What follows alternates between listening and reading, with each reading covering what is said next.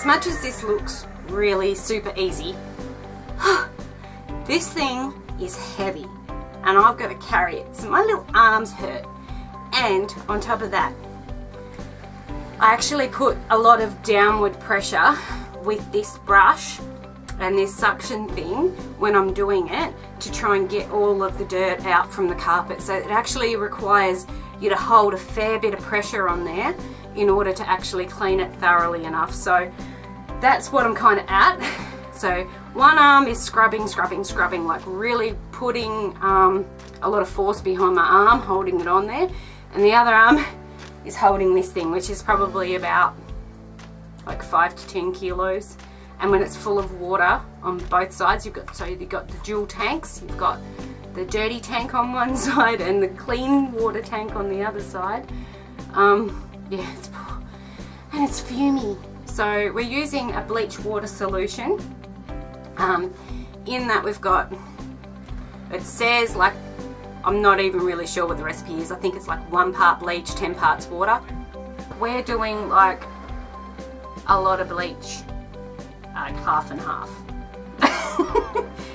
So that's to kind of really give it a super good clean, and then I am rinsing it with water.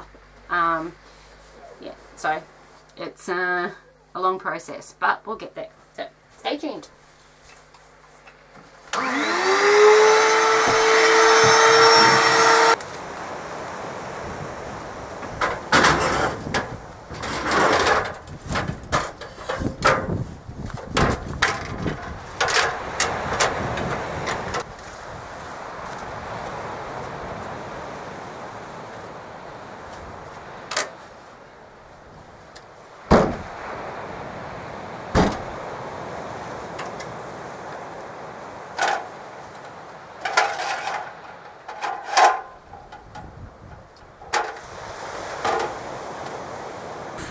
So this is where it gets tricky.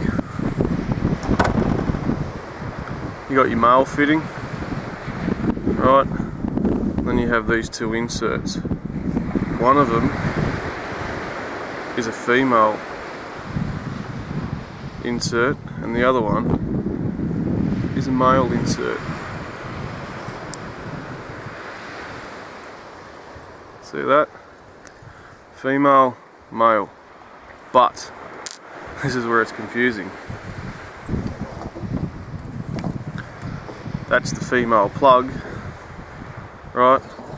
Because that's the insert and that's the male plug, right?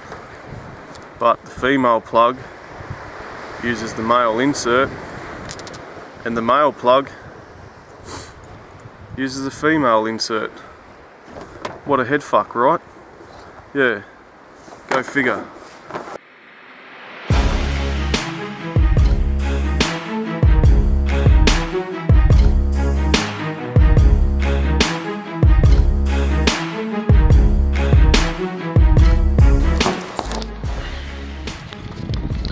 These MC4 crimps, they're not that expensive.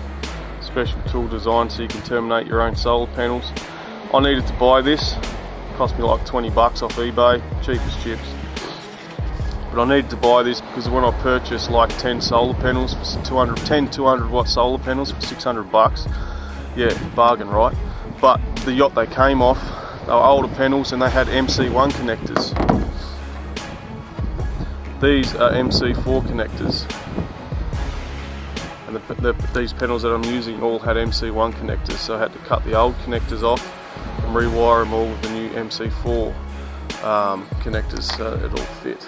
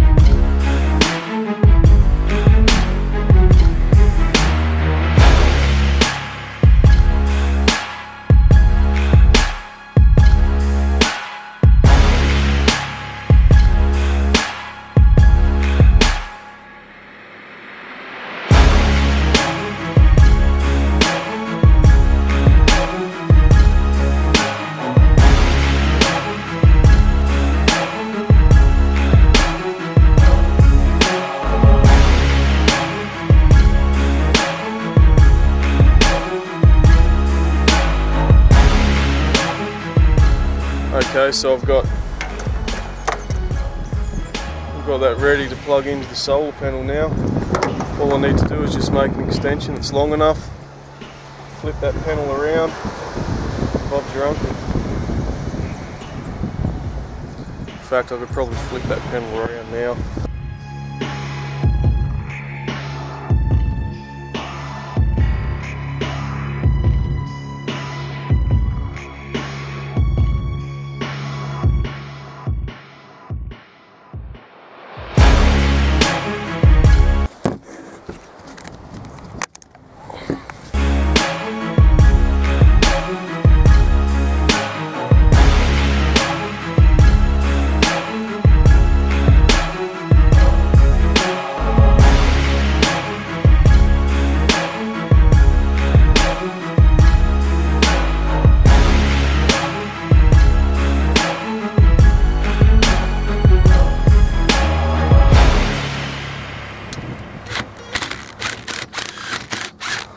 That gets the panel turned around.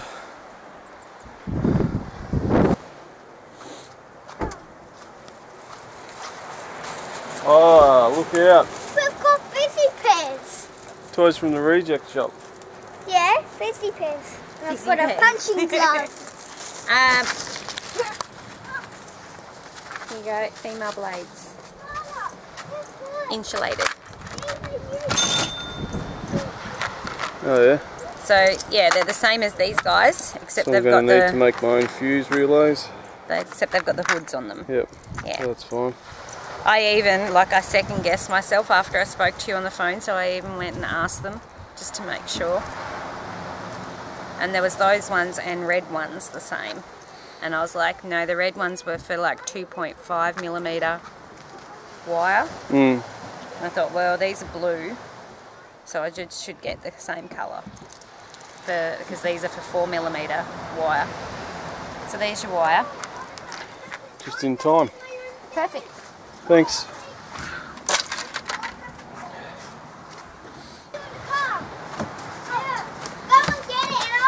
Where's your other shoe, buddy?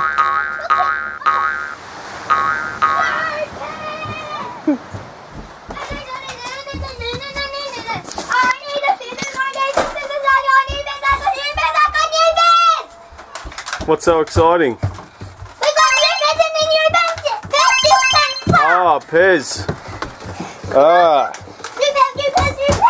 I've got mine is strawberry. My second one's strawberry. My first one was lemonade. No strawberry. So I grabbed some more bleach from the reject shop as well. And I got us some more toilet roll, apples and bread. And it's fun. Very good.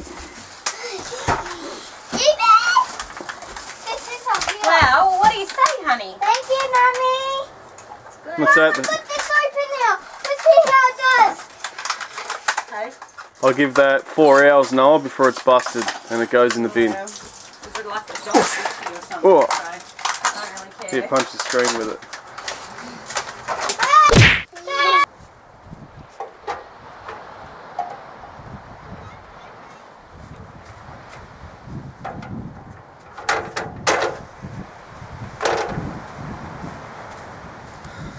Let's test these panels and see what they're reading.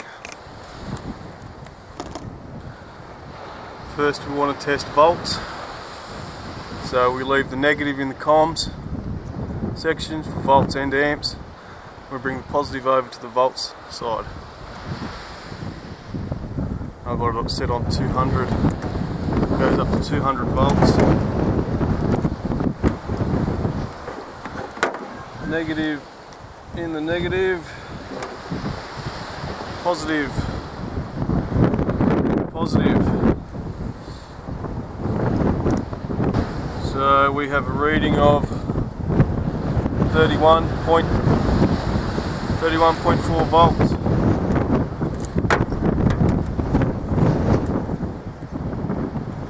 Amps.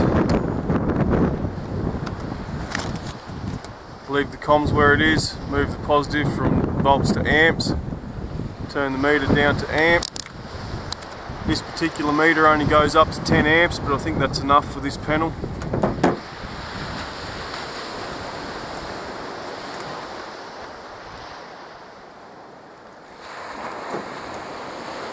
So we have 3.52 amps.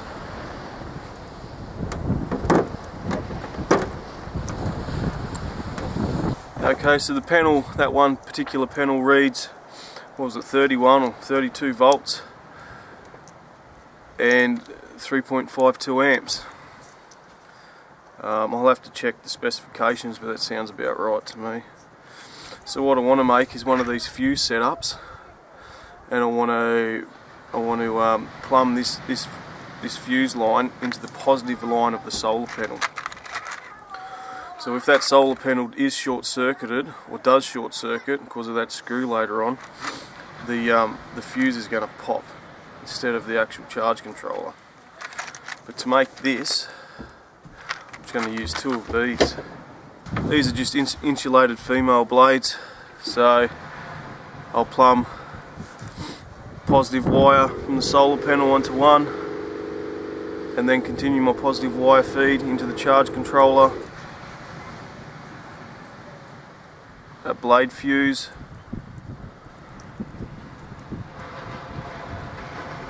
and voila, there's your fuse line.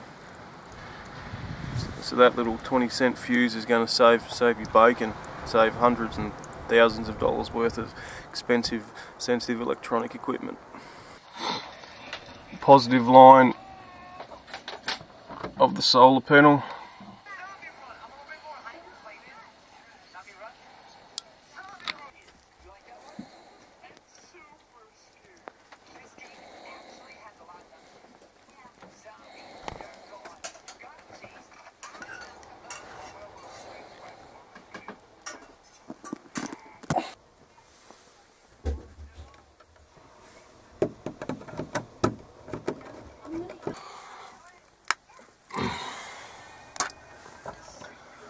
Okay, so there's the positive line of the solar panel, and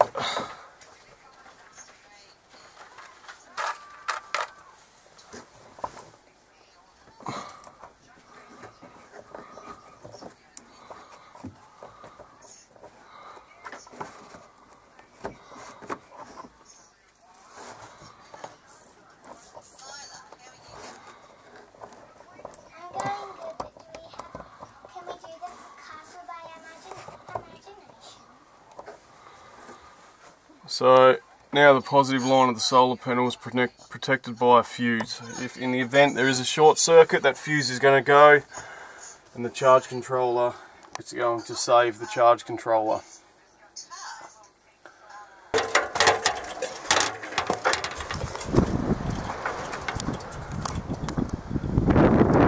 Okay, this panel is now connected. Now we have power from the solar panel to the charge controller. It's time to test the charge controller with the voltmeter to see if all the joins and connections are okay, to see if the desired power is making it to the fuse.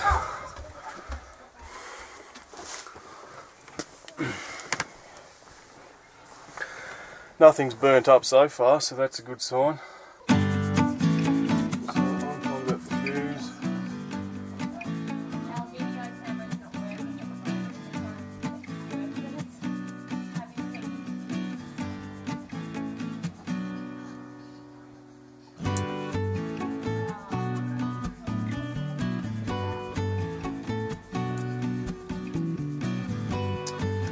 Okay, so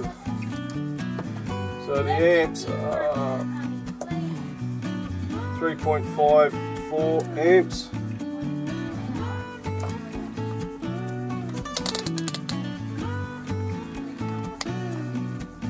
Volts. Leave the comms in place. Move the positive over to the volts. It checks how many volts it's putting out.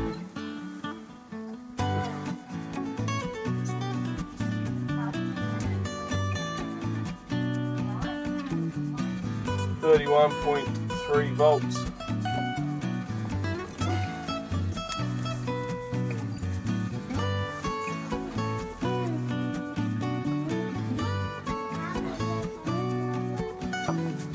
So that indicates all the terminals and the connections from the solar panel right down through to this point is active. We're getting the same reading from the panels as what we are here in regards to amps and volts. So the next thing is to connect the fuse and see if there's a short circuit anywhere. Put the fuse in. It's only a 10 amp fuse. The fuse hasn't blown, which gives me confidence to believe that now I've got the screw out of that channel, which was short circuiting the 24 volt lighting system. Now that screws are removed, it's not creating a short circuit through that panel or through them 2 extra panels. So that gives me the confidence now to plug the positive to my batteries in and the positive to the lights in, and we'll see how that goes. Nothing's blown up so far, which is a plus. So I've got the fuse in from the line of the panels, so if there is ever a short circuit from the solar panel, it's not going to destroy the charge controller. I have connected the battery, the positive to the battery, so the charge controller is now telling me it's drawing 3 amps from the panels into the batteries, and the batteries are starting to take a charge. Give all them a good tug, make sure they're in there securely. Oh, that positive's not. Good and secure. Fuse is on. So there it is. We have 2 amp charge from the panels into the batteries. The batteries are charging. They're going from 26 to 26.7 to 26.8. There's no 92% charge. There's no amps actually coming out of the charger because I haven't turned the lights on. See what happens when I push this on. It's off at the moment. On. Oh, excuse me.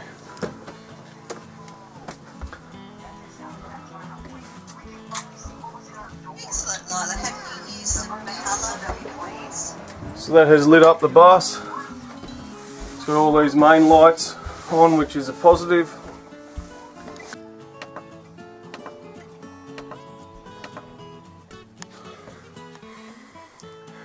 Like I said, the main switch, this bus has like a 3-way relay, off, low and high.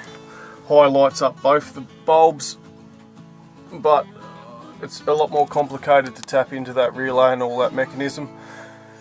So I'm jerry-rigging off of this, turning that circuit live, which is controlled by this charge controller. Its own standalone 24 volt battery bank, sealed battery bank under the bed.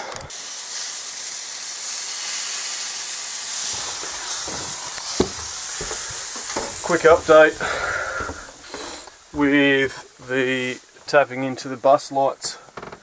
So what I ended up doing in the end was I got like a fuse box, $15 fuse box, which allows me to hook up 4 separate fuses. So I've ran with this standalone solar system that I'm just going to use to tap into the lights of the bus. I've ran the positive of the solar panel on the roof through a fuse, 40 amp fuse, the positive of the battery bank through a 40 amp fuse, and the positive of this light here that I've tapped into, that's going through a 40 amp fuse as well. And later on I'll tap into the down lights under the bulkhead, and there's a spare spot for that later on down the track. So all positives are now run through a fuse.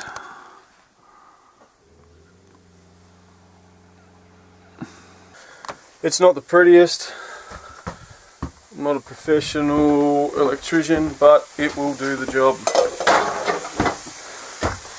Auto electrician, I should say. But now I could have comfort that everything that could cause a fire won't, because it's been stopped with a fuse. Quick update with the solar panels.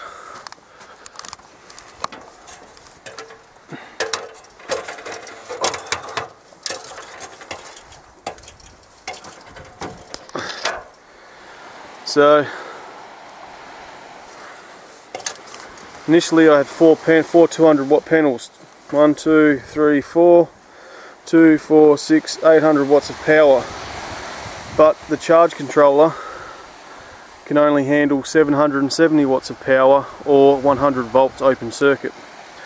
Each one of these panels are 33 volts open circuit, and each one of these panels are 200 watts. So 4 of these panels together give me, in voltage in open circuit, is 128 volts in open circuit, which is more than what the charge controller can handle. So initially I only had 3 hooked up in series. When I went to hook the 4th one up, the charge controller flashed at me and beeped. It didn't like it. It was telling me something was wrong. So what I did, so I could have 4 panels, is I hooked these 2 up in parallel. So I'll link them together, join the positives and join the negatives, and then link these 2 up in parallel. So I'll join the positives and negatives, and then I'll linked. So what that essentially does, linking these 2 panels up in parallel, essentially gives me one big panel. So now that's acting as one big panel. In parallel, series you double the volts, parallel you double the amps, so I'm doubling the amps. Each panel is 8.7 amps per panel. So there's 16 amps there on them 2, 16 amps there. I've got a 50 amp charge controller, so then 4 panels are 32 amps. 32 amps at 400 watts. Yeah, 32 amps at 400 watts. So now I've got all 4 panels hooked up. Technically, now I've got all 4 panels hooked up. Technically, I'm getting less watts through the panels. Having 3 hooked up in series, I was getting 600 watts solid, but only at 8 amps and 100 volts. Now with the 4 panels hooked up, 2 in parallel, another 2 in parallel, and then them 2 parallel panels in series to the charge controller. Now that's giving me 400 watts, I believe. Double the amps, 32 amps, and less voltage as well, which is a good thing. And the charge controllers go off watts and volts. So I'm not too sure about the amps. You could probably, well, it's 50 amp. Yeah, so it's 50 amp. It's 100 volts at 50 amps, either. So now because I've linked these 2 panels up in parallel, instead of getting 33 volts per panel, I'm getting 33 volts for the 2 panels because they're joined together as one. So now I'm only using, for these 4 panels, instead of using 128 volts all up, I'm only using 66 volts, which actually, now I've linked them up in parallel, gives me more room to expand later on down the track. I've got a bit more space on the back of the bus there. I could fit 2 more panels, and then I can link them 2 panels into these 4. So had 5 panels on the roof, you know, for a couple of months, and in that whole time I've only been able to use 3 of them, but now I'm utilising all 5 panels, which is good. I've got 4 panels linked up to the charge controller for the commercial bank. I have the other panel is linked up to another standalone solar system, which is a 200 amp hour 24 volt system, which I have tapped into the existing light wiring of the bus to allow me to run lights. So everything's being used. Happy days. Also, I did like the little fuse thing. So now I've wired up this shunt, a Victron 500 volt shunt. I haven't had that wired up properly for a long time. because I wanted to use the bus battery bank into the shunt, and then a 24 volt system because I've only got a 12 volt system. I've been able to utilise the shunt by this side of the shunt. I put my earth onto one side of the shunt, and then the earth for every other device I've put on the other side of the shunt. So my direct 12 volt feed through the bus is on there. The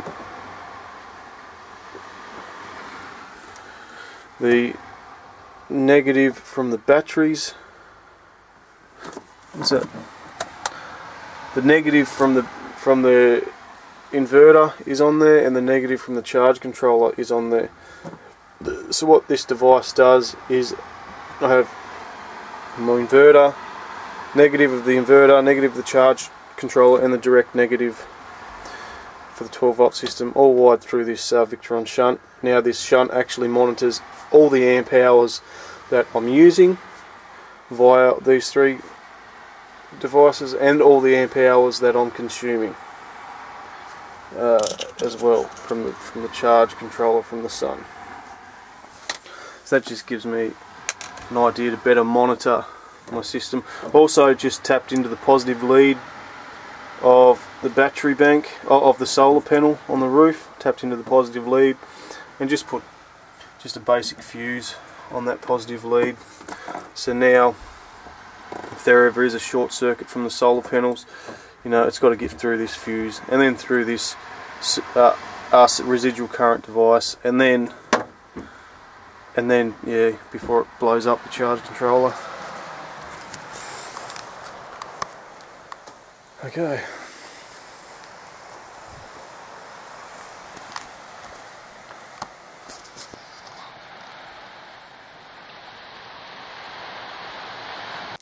And that's a wrap, ladies and gentlemen.